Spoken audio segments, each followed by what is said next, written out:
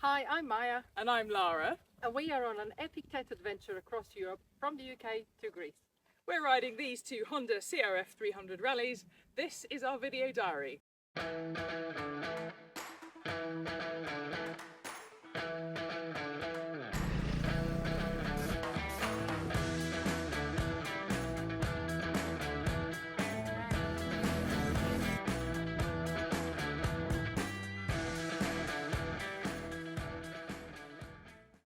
Welcome to week 6 of our video diary. How have we come to week 6? We've made it this far. It's gone so fast. I think, when you're at home and you say you have to wait 6 weeks for something, it feels like a lifetime. Here, it's just gone in a flash, and also so busy with all the things that we've experienced and seen and been. And well, week 6 started in the most wonderful way Yes. ever. Yeah, I it really think did. so It really far, did. Yeah. in terms of adrenaline spike straight away. Yeah. Yeah. The some of the TET routes have a harder alternative route to the main one, and of course we decided we've got to at least give it a try. Yeah. And the first 10 minutes ride was to the bottom of the ski slope and then went straight up. Yeah. And completed it. Yeah. It was very scary, but Yeah. didn't think about it. We just went for it. You just went for it. Yeah. And I think the best bit was when we got to the top, there was a bunch of guys, all loggers, and one of them actually was a receptionist from the hotel we stayed at last Yeah. night, who has 2 jobs. And they were all there cheering us on Yeah, when it we was arrived. really cool. Really, really That cool. felt such a great achievement. Yeah. Honestly, yeah. There's no time to think. You just wake up, bam, Yeah, you're there, and go. we had this incredible view. Not quite as good as here, but it was spectacular, wasn't Yes. it? Yep. Yeah. And then we carried on, and The descent was quite fun as well. it was not as scary. No. Bit Steady. steadier, more You gentle. could have come up slow. that way, but it was nice to just attack the incline, which was Nah. was our little achievement. So we've come a long way in our riding for sure, from teetering around in the Honda Adventure School. Yeah, A long we way. have. Yeah. And we did have a little bit of a hee moment where we met 2 guys on, I mean, admittedly they were on bigger bikes, Yeah. but I asked them if they went up a ski slope, and Less they said, no, luggage. we looked at it and changed our mind. So we were like, anyway, that's just for us. Yeah. Feeling good. And of course, then the day, we couldn't have avoided the next harder alternative, but that was a bit more cheeky. Yeah, it was cheeky, but what I loved the best bit was like we'd come past a hairpin, you'd be like, oh, amazing view, take a photo, and then another hairpin, oh, amazing view, take a photo, because just the expanse of this lake complex that kept opening out in front of us, and it was hard to kind of really gain momentum. But I'm kind of glad we took photos, because I was so focused on my front wheel, because that was a really rocky descent. It was a rocky descent. And I wasn't paying It attention was jumping to it around. quite enough, Yeah. because you did have to come back up to help me after I dropped mine. But opportunity was to take the drone out, so it was meant to happen. We park in the best places to find the opportunities to get the drone out whilst bikes are being fettled with, and I had to kind of own it a bit, because we always have to like turn around and look after each other, but when one bike's fallen, you can't really let the other bike fall, because then we're both like in this awkward dilemma. So I had to ride back up this quite cheeky slope. I was like, right, I've got this, we've got to do this, I've got to get back to it, because I ain't walking. So it was a really good achievement, actually, and the drone footage that came out was phenomenal. Yeah, and Great place to park. And then it got even better. Yes. Because we decided it's lunchtime, and having this wonderful turquoise lake there, well, of course you're going to have lunch on the shores of the lake. Yeah. But not where everybody else goes. No. We went right the other side, found a little lane to go down, and then there was nowhere really just close to the lake. And Lara looked, and I went, you go first, because obviously that area is filled with water at some point in the year, but it was bone dry then. I was just a bit a scaredy cat, so you went first. I was ready to fish you out, no need. But you found this most perfect lunch spot, and we were sat on top of the rocks. It was a sheer drop down. It was, here's the footage of it, because I cannot find the words to describe just how magical that place was. and just eating lunch with just the lapping water against the side of the rocks, and then seeing the fish swim in the shallows just underneath us. And it just was away from the hustle and bustle of the tourist part of that lake. It was really special. It was magical. But then it didn't stop there, did it? Because we then got to Mostar. Yeah. And that was sort of my personal achievement tick box of Mostar. I remember it from when I was 14 years old. Well, I don't remember. I remember the bridge. I remember seeing somebody jump. But I really wanted to show Lara the city. I want to see it for myself, especially after the war. And I wanted to see somebody jump as well. So you found a great Airbnb flat, which... No, you did. That was your bag. Okay. I found a really good Airbnb flat. Yeah, I found a good Airbnb flat. It was a 3-bedroom flat. Had everything we needed. Samia, the hostess, she was amazing. I actually felt like going back in time to my grandma's place, and we went out, had a most incredible meal, which you've sourced the restaurant, with a view of the bridge, and guess what? People were jumping in, so we got to see them as well. It was just perfect. But there was a warm-up guy who clearly spent more time in the gym than he did jumping, so he was like the appetizer.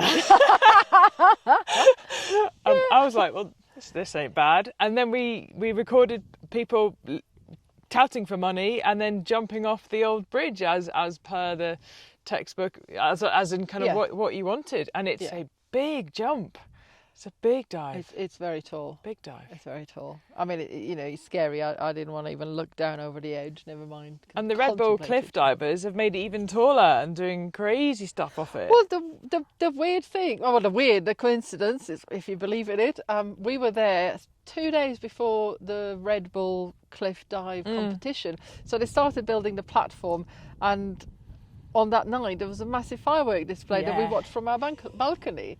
It's like an opening ceremony, yeah. It was brilliant. And that day, actually, I was feeling really ill. So we had our meal, went back to our flat, and I couldn't sleep all night. Anyway, I had a tummy bug of some sort.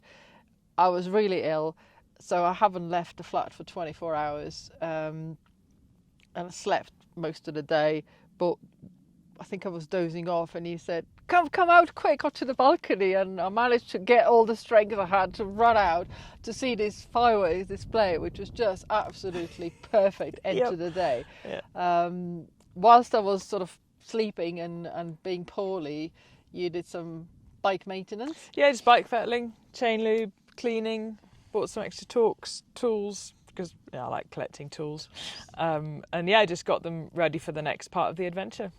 Yeah, we also had Samia, our hostess, cook us a delicious meal, a proper homemade beef soup, which is all I ate because that was all I could stomach. And then there were baked sardines and like lightly crusted breaded sardines are amazing, and polenta and fresh tomatoes and cheese. Oh, it was a feast, and well, unfortunately, all I could do was look at it, but I appreciate it. I covered both of us, don't worry. We did inquire to stay an extra night and get me a chance to get better, but unfortunately the flat was rented out, so we decided to crack on to Sarajevo. And Lara asked me how I was feeling. I was 7 out of 10. 7 out of 10. What a whopper. What a big fat lie. I looked at you and went, I was 7 out of 10 on tarmac-ish. And we got to Formica Hill. Had this incredible last view of Mostar, so we thought. Went the TET route, and the first gravel track just killed me. Minus 7 out of 10. It wasn't the simplest of gravel tracks. No, I mean, it was cheeky, but it wouldn't have caused any issues if I was feeling fine. I literally felt like my arms were made out of jelly. My heart started racing. I got to the first corner and I stopped. I said to Lara, I can't carry on. So we took the decision to go to Sarajevo on the road alone. Slightly disappointed that we missed that bit of the TET, but hey, it's not going anywhere.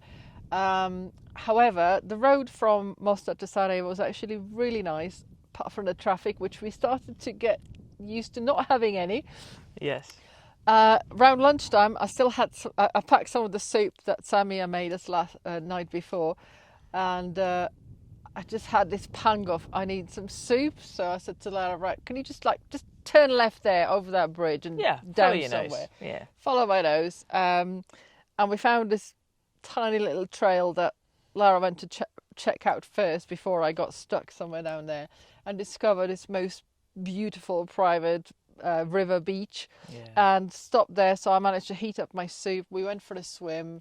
It was in River Neretva. It's allegedly the coldest river in Europe. It isn't technically, but it's got this reputation. It was nice and refreshing. Weirdly refreshing. It was the first time I'd felt like cold water immersion had somehow rejuvenated me. Yeah, it was really, it was great. Unusually tingly in a really, really pleasant way. It was just the right temperature, I think. Yeah. Also, the scenery around us is tall mountains all around us, no traffic. A couple of people that came on their kayaks, and a guy who came on his kind of like a speedboat and parked and motor, made his lunch on the side and cooked some fish or something, and then disappeared. So it was great. We made it to Sarajevo again because I wasn't 100%. We booked into a 5-star hotel. It's a cheeky little 5-star, but it was actually more for the space and convenience, and the price was good. The price was incredible. It was more like a 3, but there were really big wide rooms where we could spread out. And they did have a spa. And it had a spa. And a gym, which you enjoyed. Yeah, got to play in the gym. And we spent 2 days there. It was Friday, and I was still feeling quite queasy, aware that the weekend's coming and that we're going to go further down south and into another country we don't know anything about. So on the advice of my good boyfriend and Lara, I decided to seek some medical help just to make sure that it was nothing serious. We were in hot weather and I was getting very dehydrated despite drinking all the time. Well, it's just ridiculous amount of hydrolytes and water. Here's a top tip: don't get ill after 1 o'clock on Friday in Bosnia because all the doctors go home. Managed to find it wasn't an ER as such, but sort of an emergency help. So they've seen me straight away, reassured me I was fine, carry on doing what I was doing. Went out to this, what I believe it was an incredible restaurant. All I had was soup. Lara had the rest of the menu. Yeah, I ate the whole menu. And on recommendation from Gordon, I had steak, butter beans. Just tried it all because that's how I like to enjoy my food. So thank you, Gordon, for that recommendation because that's a classy place. You needed to reserve, as I think it's Dvari, and it was exclusive. They were turning so many people away, but super tasty. Yeah, it was good. Well, it smelled good, but my stomach was good enough for soup. And that was our last night in Sarajevo. The next day... excuse me. Sunset of the one-way cable car. No way, I forgot. Heavily negotiated. You made me walk up a million steps. Maya clearly need to go back, and I was like, but cable car. So fortunately you found a little bit of extra energy, but you had to go up a little bit of a climb to get to the bottom of the cable car, and it closed at 7, I was dragging myself up those steps. And I went, go run ahead. Go save yourself. I had to, so I had to really convince the cable car operator that they were miserable. That they weren't very happy because they wanted to go home fine. But I got in through the exit door because they shut the entrance, but they hadn't really closed everything off to Lara's belligerence, and then ran in, negotiated eventually a one-way up to the cable car on the promise that we were going to get a taxi at the top, and so we watched the sunset over Sarajevo, which was really cool. And then a little cheeky Lara kicked in, and I was like, maybe we just stay in the cable car. So we just came all the way back down again, got told off by the people at the bottom, gave them a bit of extra cash, and all was well, and we got to see the sunset without being stuck at the top of a mountain above Sarajevo, and then we got the tram back home. Yeah, and I think without being allowed in the cat museum. The cat museum. My battery was blinking at that point. Yeah, I you were just on the needed blinks. to get back, and it was another 40 minutes on a tram. So it was a good time to go back. And then we left Sarajevo and stopped at a bobsleigh track. Yes, yeah. Which was really, really fun to just Love be there and graffiti, see yeah. it. And what a great sort of, well, I know you said you've experienced the thrill of it. But just the whole history of it there. It's obviously from the Winter Olympic Games, which Sarajevo held in 1984. And there's a whole Olympic village, which we had to go and see the sign, the logo, and take a picture, of course. And it was all plain sailing up to there, and then we hit some ski slopes and gravel, and I had to find gravel legs fairly quickly. I was probably 8, maybe 9, 8 out of 10 by then, so it was very tentative at first. Felt like I've never been off-road before, but the longer we were riding, the more confident I was getting again. And actually we had at the end a fantastic ride. Again, the views, Bosnia is just so incredible, beautiful. And then the last bit of it was a really cheeky downhill with just a single tire width of the trail, with like tall grass, trees, ratty hell. You couldn't see where you were going, and where you could see where you were going, you didn't want to see where you were going. And it was hard work. In fact, I got so hot I had to take my specs off from my goggles because it was steaming up inside there. So I was kind of a little bit blind, which probably made me go faster. Then at the bottom we decided that, okay, half an hour to the campsite on the road, probably a bit longer on the TET. We'll go the TET way because that's what we're here for. Lara said, it's following the river, it'll be easy. What we failed to realise is that following the river also means mud. So, we don't like mud, but it was okay mud, and we're just mud, being careful, and we were rewarded with this, as you came back into the sunlight again, just this perfect little I guess Bosnian farmland with the sunset like glinting through the trees again, and it just lends itself well when you earn those views, and it's just rather than just hammering it on the road, it was just, we had a little bit of extra power just to get through the TET, and then you booked us another campsite where we stayed in these lodges just by the river.